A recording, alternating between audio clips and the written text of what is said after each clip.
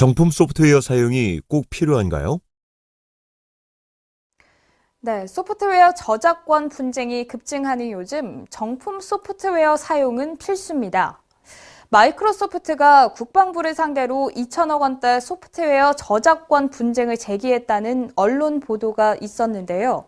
그 규모에도 놀랐지만 외국계 소프트웨어 기업이 국내 국가기관을 상대로 저작권 분쟁을 제시했다는 점에서도 이슈가 되었던 사건이었습니다.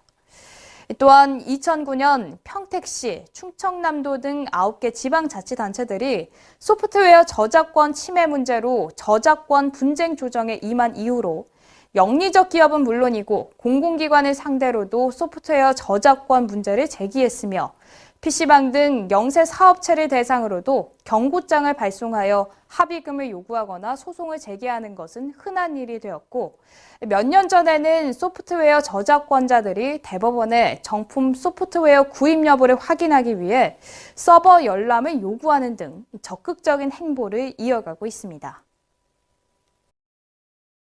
그리고 2014년 우리 기업 4곳이 미국에서 불공정 경쟁법 위반 혐의로 제재 직전까지 간 적이 있는데요.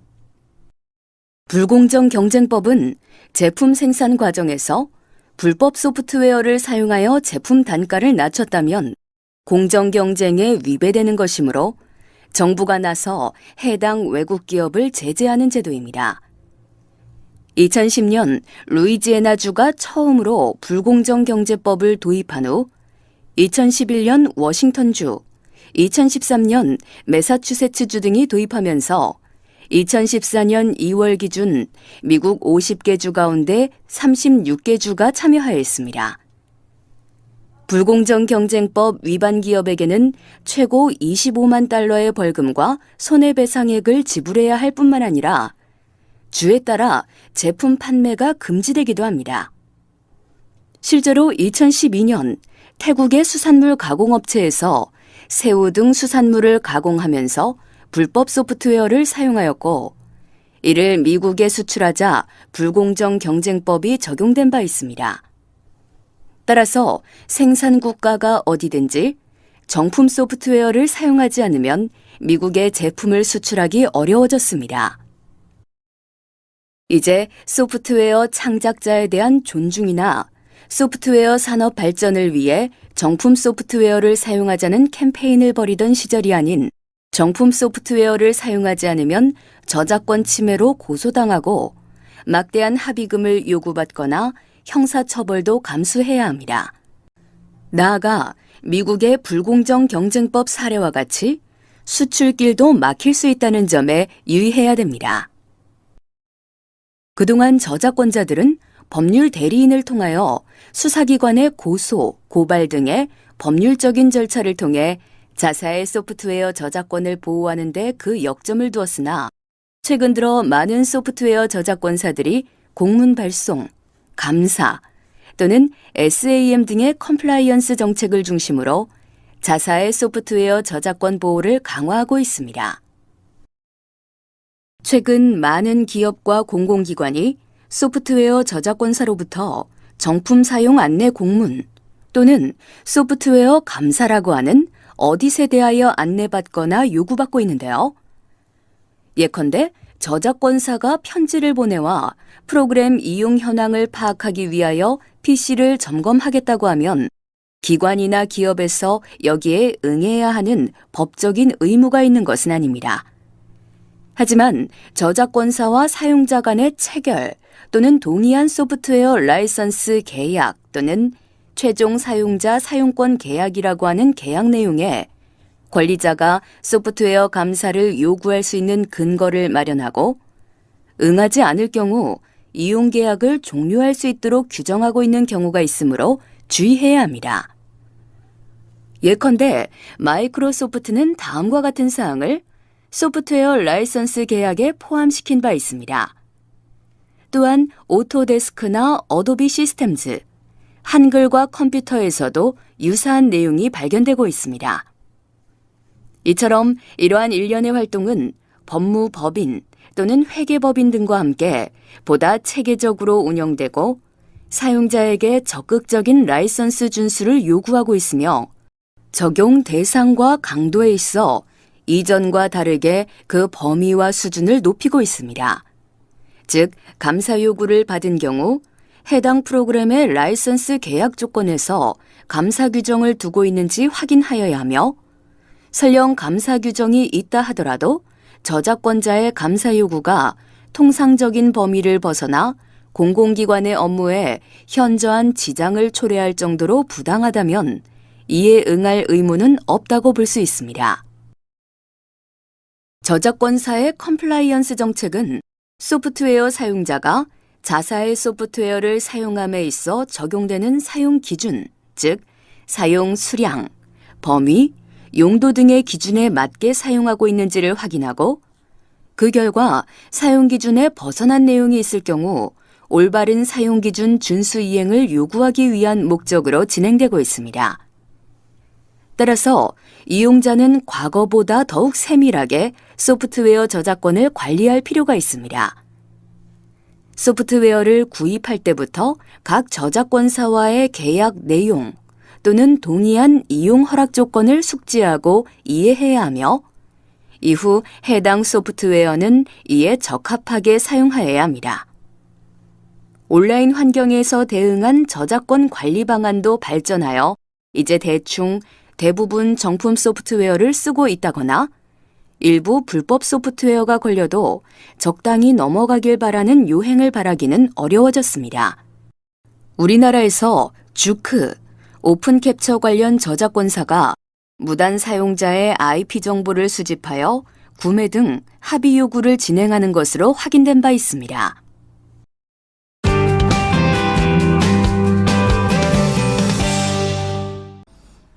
네, 창차 시간입니다.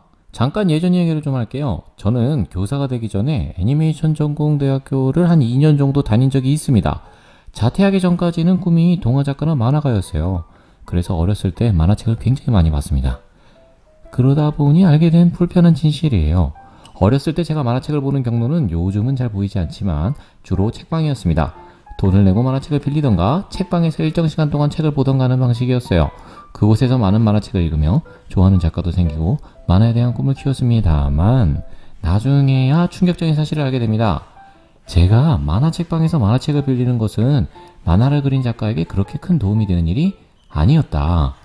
만화책을 출판을 하면 책이 팔리겠죠? 책이 팔리면 일정 부분을 작가가 가져가게 되는데 이걸 인세라고 합니다. 작가가 많이 가져가는 건 또 아니에요. 수익이 10개라고 치면 그중 9개는 출판사가 가져가고 1개는 작가가 가져가는 형식입니다. 만약에 글작가, 그림작가가 따로 있으면 그걸 또 나누겠죠. 만화가는 지금은 좀 달라진 부분도 있지만 예전에는 굉장히 힘든 직업 중에 하나였습니다. 만화가를 힘들게 했던 것 중에 하나가 책방 시스템이었어요. 책이 팔려야 수익이 들어오는데 만화책방에서 책을 한 권 사고 그 한 권을 수십 명 아니 수백 명이 그 책을 달아 떨어질 때까지 봐도 작가에게 돌아가는 건 책 한 권 값입니다. 그렇죠. 지금 수백 명이 책을 산 게 아니라 책을 한 권 사서 돌려본 거야. 그러다 보니 만화책이 전국에 있는 책방 숫자만큼만 팔리는 그런 상황이기도 했습니다. 지금은 좀 다르죠. 어떤 부분에서는 불법 복제가 여전히 심한 부분이 있지만 만화를 이용하는 형식이 웹툰 플랫폼으로 바뀌었고 이런 형식의 만화를 볼 때마다 창작자에게 어느 정도 지급이 됩니다. 음악도 사실은 마찬가지였어요. 예전에는 파일 하나 어디서 구한 다음에 수천 번을 들어도 작곡가에게 땡전 한 푼 돌아가지 않았습니다. 지금은 다운로드 횟수나 스트리밍 횟수에 따라 어느 정도 수익이 창작자에게 돌아가게 되어 있습니다. 이건 뭐냐? 예전보다는 작품에 들어가는 창작자의 수고와 땀, 노력과 시간 등 눈에 보이지 않는 가치를 인정하는 방향으로 사회가 바뀌고 있다는 이야기입니다. 작품을 만든 사람이 응당 인정받아야 할 권리, 하지만 눈에 보이지 않아 예전엔 잘 인정받지 못했던 권리, 바로 저작권입니다. 오늘은 저작권에 대한 이야기를 하려고 앞에 썰을 좀 풀었습니다. 저는 한때나마 만화를 만드는 것을 배웠던 사람으로서 만화 한 편, 애니메이션 한 편, 음악 한 곡 만드는 게 얼마나 많은 시간과 노력과 수고와 땀과 고민이 들어가는지 부분적으로는 알고 있습니다. 굉장히 힘듭니다. 사람에 따라 다르겠지만 몇 날 며칠 잠을 안 자고 몰입하는 사람들도 있습니다. 그렇게 나온 작품이 작가의 권리를 인정하지 않고 막 돌아다니고 막 공개되고 막 수익은 막 돌아가지도 않고 작품은 알려졌는데 작가는 누군지도 모르고 이렇게 된다면 사실 이건 작가의 시간과 땀과 수고와 고민과 노력 등을 통째로 무시하고 도둑질하는 거나 마찬가지입니다. 그래서 오늘은 저작권이 어떤 것이 있는가, 어떤 방식으로 저작권을 지킬 수 있는가 선생님과 알아보도록 하겠습니다. 법률 용어가 많습니다. 하지만 최대한 뺐습니다. 더 자세히 알고 싶은 사람은 인터넷 사전에 저작권 검색하시면 굉장히 자세하게 나와 있습니다. 참고하시기 바랍니다.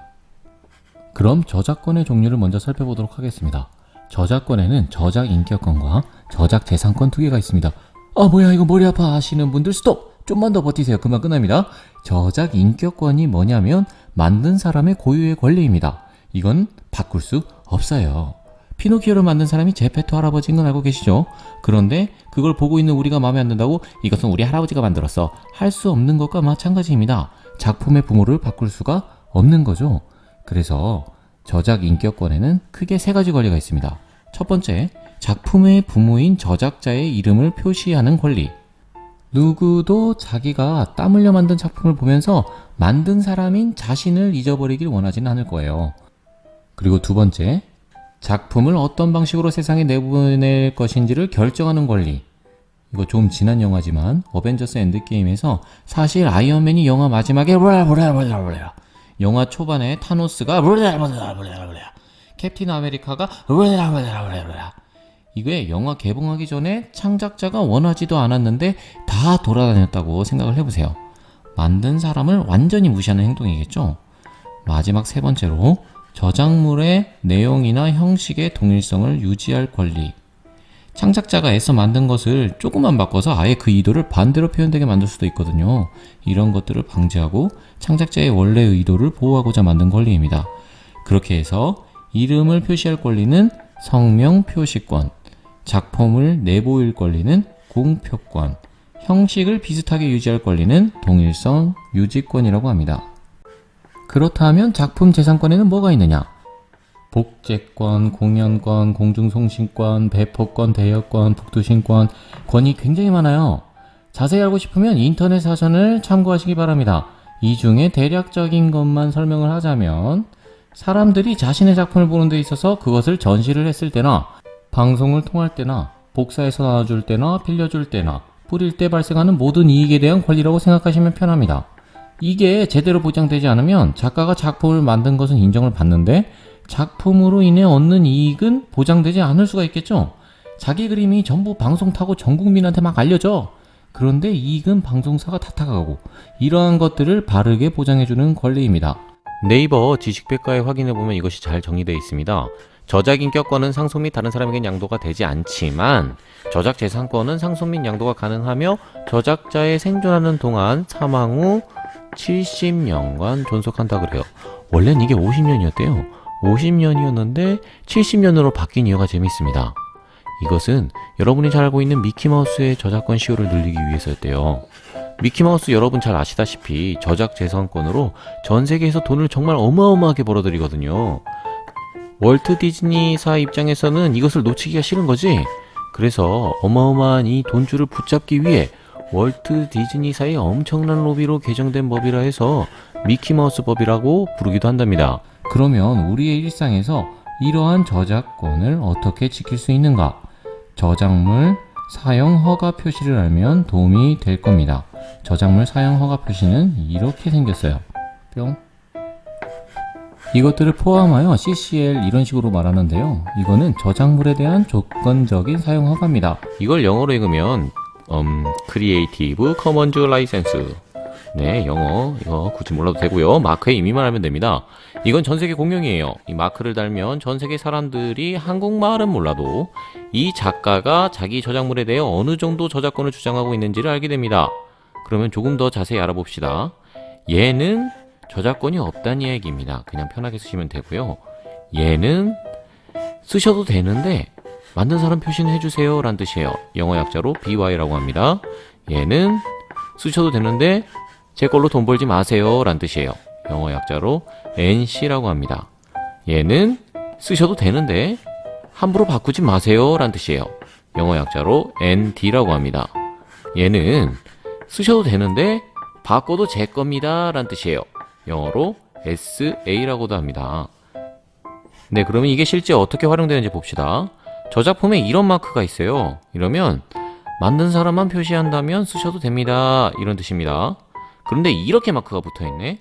이러면 쓰셔도 되는데 만든 사람 표시는 해주시고 이걸로 돈 벌지 마세요 라는 뜻이에요. 자, 이렇게 붙어있어요. 쓰셔도 되는데 바꾸진 마시고 만든 사람 표시도 하시고 돈 벌지 마세요 라는 뜻이에요. 재밌네. 자, 그럼 이렇게 붙어있으면 쓰셔도 되는데 만든 사람 표시는 해주시고 바꿔도 제 거니까 이걸로 돈 벌지 마세요 이런 뜻이에요. 자, 이제 알겠죠? 자, 마지막으로 이 친구는 사용하셔도 되는데 만든 사람 표시는 해주시고 바꾸지 마세요 이런 뜻입니다. 최대한 쉽게 이야기를 했지만 그래도 좀 복잡하긴 하죠, 그죠? 하지만 처음으로 돌아와서 왜 이 저작권이 필요하게 되었는지를 다시 한번 생각해 봅시다. 이건 작품을 만든 사람에 대한 응당해야 될 존중의 방법입니다. 인터넷이라는 정보의 바다에 뿌려진 작품에 대해 하나하나 깐깐하게 저작자를 찾는 것들은 어쩌면 그것을 활용한 또 다른 창조적 발전을 제한시키는 것일 수도 있겠습니다. 하지만 그러한 것들을 고려해서 지금까지 세계적으로 만들어낸 제작자와 정보 이용자 간의 나름의 합의점인 것이죠. 그만큼 사회가 성숙해지고 있다는 이야기라고 생각합니다. 오늘 수업은 인터넷 사전과 여러 기사들을 보면서 만들었지만 저작물에 관한 것들은 지금도 많이 바뀌고 있다고 합니다. 그래서 제일 중요한 것을 한 번 더 짚으면서 수업을 마무리하고자 합니다. 작품을 만드는 데든 창작자의 노력과 돈과 수고와 땀과 고민의 시간을 존중하자는 마음, 그리고 그에 따른 책임 있는 행동, 이게 제일 저작권의 중요한 사항이 아닐까 생각합니다. 수고하셨습니다.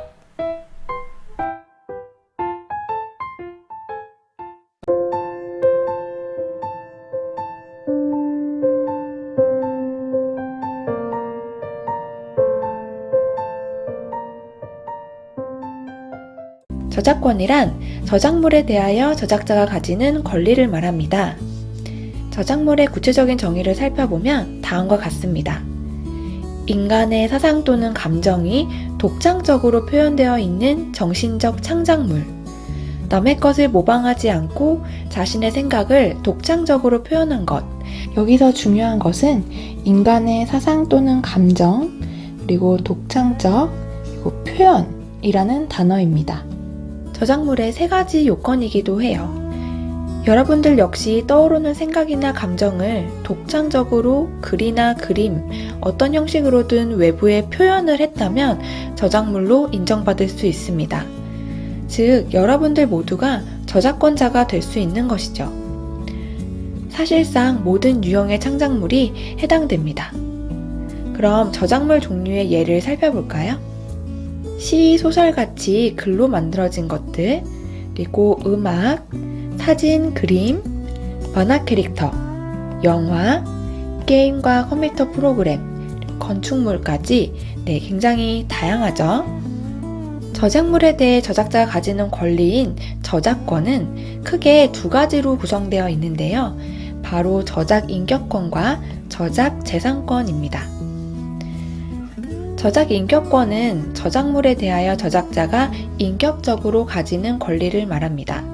자신의 저작물에 대하여 인격적, 정신적 이득을 얻을 수 있도록 보호하는 권리이기 때문에 다른 사람에게 양도, 즉 넘겨줄 수 없고 저작자 자신만이 가질 수 있는 권리죠. 이런 것을 일신전소권이라고 합니다.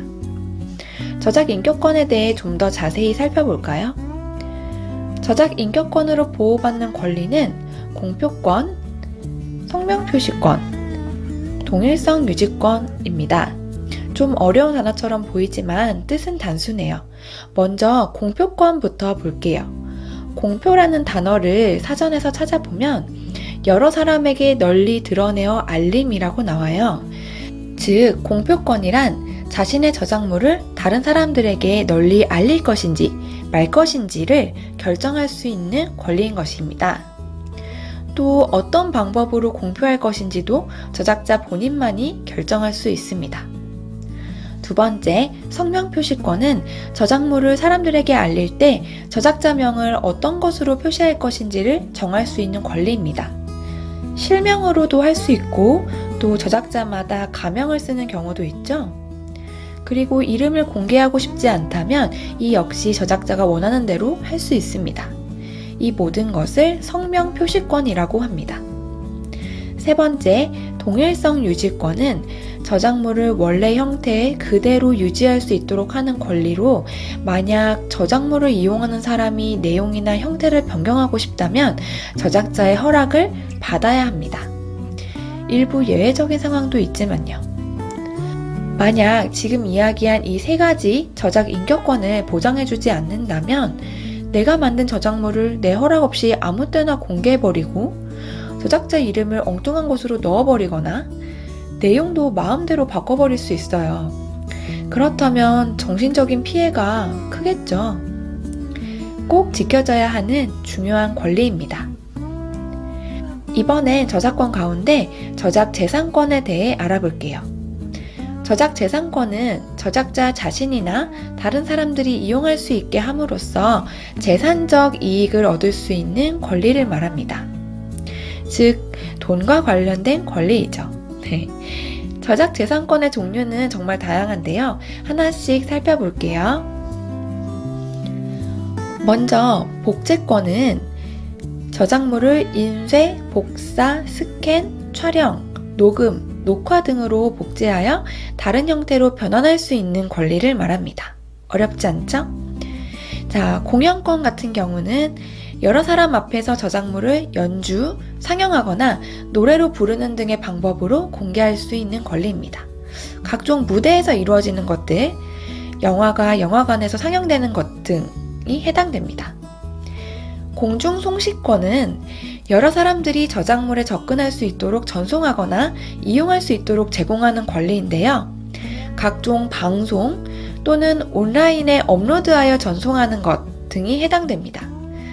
지금같이 초연결 사회에서는 아주 중요한 권리라고 할 수 있겠습니다. 전시권은 미술 작품이나 사진, 건축물 등을 전시할 수 있는 권리를 말합니다. 자, 그리고 배포권 같은 경우는 저작물의 원본이나 복제물을 여러 사람에게 나누어 주거나 빌려주는 것과 관련된 권리입니다. 다만 배포권에는 최초 판매 원칙이라는 것이 적용이 되는데요. 그렇기 때문에 저작물의 원본이나 복제물을 저작자가 판매를 통해서 거래를 했다면, 이제 거래가 완료가 됐다면 저작자가 다시 배포권을 행사할 수가 없습니다. 자, 예를 들면요. 우리가 책을 사고 나면 그 책을 저작자의 허락 없이도 중고서적으로 다시 판매하거나 다른 사람에게 빌려줄 수 있잖아요. 네, 이것이 바로 최초 판매 원칙입니다. 하지만 여기에 예외가 있는데요. 바로 판매용 음반이나 판매용 컴퓨터 프로그램입니다. 이것들은 저작자가 다른 사람에게 판매한 후에도 빌려주거나 나누어 줄 수 있는 권리를 저작자가 갖는데요. 이를 대여권이라고 합니다. 그래서 도서 대여점이나 DVD 대여점은 있지만 음반이나 컴퓨터 프로그램을 취급하는 곳은 없는 것이죠. 마지막으로 2차 저작물 작성권은 요즘 정말 중요하게 다루는 권리인데요. 원래 있던 저작물을 번역, 편곡, 변형, 각색하거나 영상으로 제작하는 등의 방법으로 이용할 수 있는 권리를 말합니다. 책이나 웹툰이 영화나 드라마로 제작된다든지 애니메이션 캐릭터나 카카오 프렌즈 같은 캐릭터들이 상품으로 활용되는 경우들이 해당되겠죠. 이 역시 저작자에게 권리가 있기 때문에 반드시 허락을 받아야 합니다. 큰 이득을 취할 수 있는 저작물 활용이라면 저작자가 적절한 보상을 요구하고 이용을 허락하겠죠. 지금까지 살펴본 저작자의 권리는 법으로 보호되는데요. 이 법을 바로 저작권법이라고 합니다. 저작권법을 살펴보면 상당히 구체적이고 복잡한데요. 다양한 저작물 이용 환경에서 저작자의 권리가 침해되는 일이 없도록 하기 위함입니다. 그런데 왜 이렇게까지 저작권을 보호해야 할까요? 일일이 저작자에게 허락을 받아야 한다니 너무 답답하다고 느낄 수도 있을 거예요. 내 마음대로 편하게 쓸 수 있다면 참 좋을 텐데 하고 말이에요. 하지만 여러분들이 저작자의 입장이 되어보면 바로 이해할 수 있을 거예요. 공들여 만든 나의 창작물이 내 허락도 없이 마음대로 이용된다면? 분명 내가 만든 것인데 다른 사람들이 자신이 한 것이라고 우긴다면? 아무나 내 저작물을 판매하여 이득을 취한다면?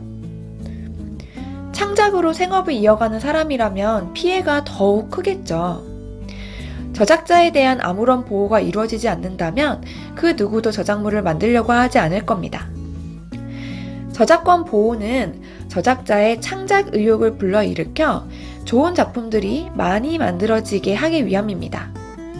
결과적으로 이용자들에게도 좋은 작품을 누릴 수 있는 기회가 많아지겠죠? 네, 서로에게 좋은 일입니다. 그런데 여러분, 지금까지 설명한 저작권 보호에 예외적인 상황이 몇 가지 있습니다. 학교 교육 목적, 즉 수업을 위해 저작물을 활용하는 경우는 예외로 둡니다. 또 정당한 방식으로 인용하는 것, 영리, 즉 금전적 이득을 취할 목적으로 하지 않는 공연이나 방송도 예외로 둡니다. 개인적으로 이용하기 위한 복제, 누구에게도 보여주지 않고 빌려주지 않고 혼자만 이용하는 경우, 이런 경우도 예외로 둡니다. 도서관 등에서 복제하는 것, 이것도 예외로 두죠. 또 저작재산권에 한해서는 저작자의 사망 후 70년이 지나면 공유 저작물로서 좀 더 편리하게 이용이 가능해집니다. 저작자가 생존해 있다 하더라도 자신의 저작물을 공유 저작물로 배포하여 많은 사람들이 허락 없이 이용할 수 있게 하는 경우도 있죠. 이런 저작물만 모아놓은 사이트들도 있습니다. 예를 들면 공유마당이라는 곳이죠. 이런 예외적인 상황을 두는 이유는 보호가 너무 지나치면 저작물의 원활한 이용을 제약할 수 있게 되기 때문입니다. 비영리 목적, 공익적 성격의 이용 등 저작자에게 큰 피해를 주지 않는 선이라면 보호의 범위를 적절하게 조절, 제한해서 문화의 향상과 발전에 이바지하려는 것입니다. 저작권 보호의 예외가 되는 상황, 또는 공유 저작물이라고 해서 내 마음대로 이용하라는 것은 아닙니다.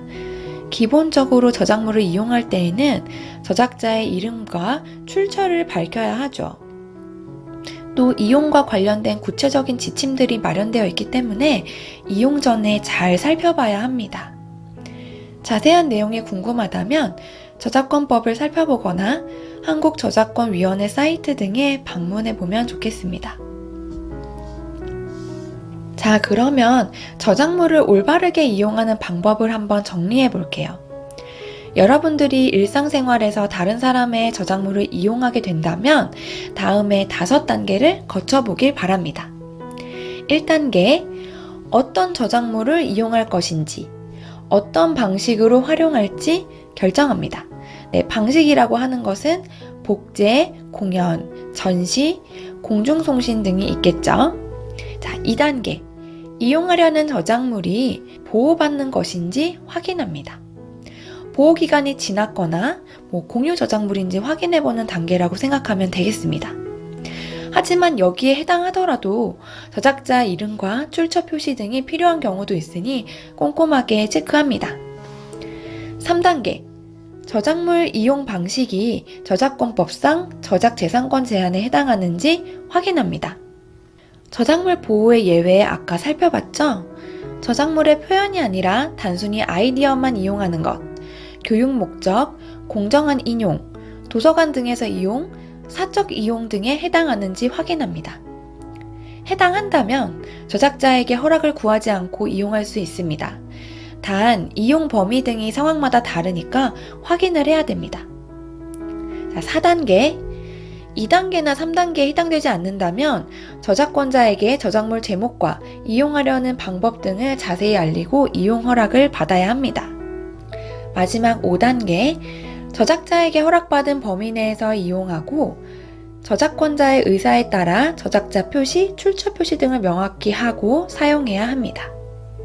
잘 이해되셨죠?